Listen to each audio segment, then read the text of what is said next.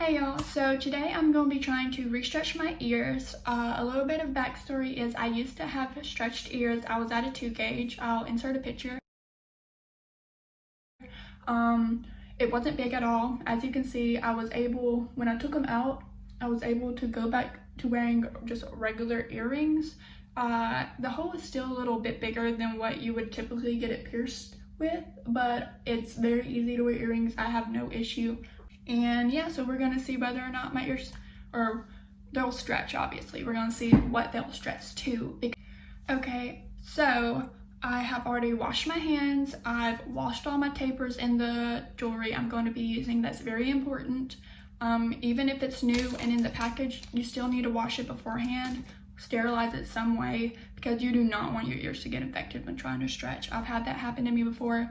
It's horrible. It gets all red, oozy, you might bleed, it gets swollen, it's uncomfortable to sleep on, and then you end up just having to take it out and go back down a size, let it heal up, then try to stretch again. So make sure your hands are clean, the area you're working on is clean, the jewelry is clean. Just make sure everything is sanitized. That is very important. Just like if you were going to go to a tattoo shop to get something pierced, always make sure everything's sanitized, and so you don't have to worry about infection.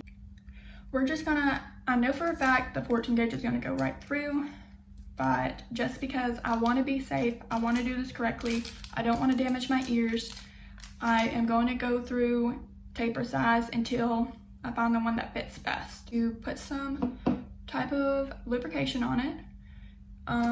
You can use, like I said, coconut oil, olive oil, this is jojoba oil that I got at Spencer's, argan oil, anything like that is fine, but you want to put it on your earlobe and then put it all over the taper. Get your taper and then try and push it through. As you can see, this easily went through, no issue.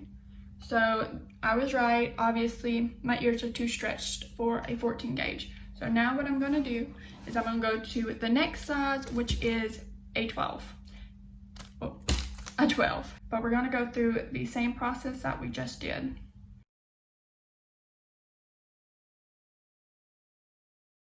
Any force or anything, it just went right through, which means, again, it's too small. So we're going to try a 10 gauge.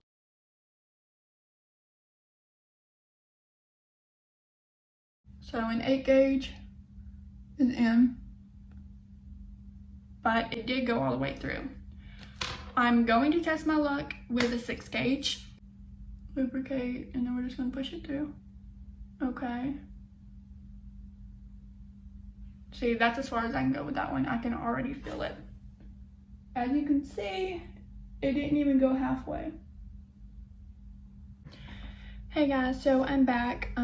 I tried waiting with the 6 gauge tapers in my ear, but they were not stretching. I left them in there between 30 minutes to an hour and they were not moving whatsoever. So I am not gonna risk it. I'm not gonna try and force my ears to stretch when they do not want to.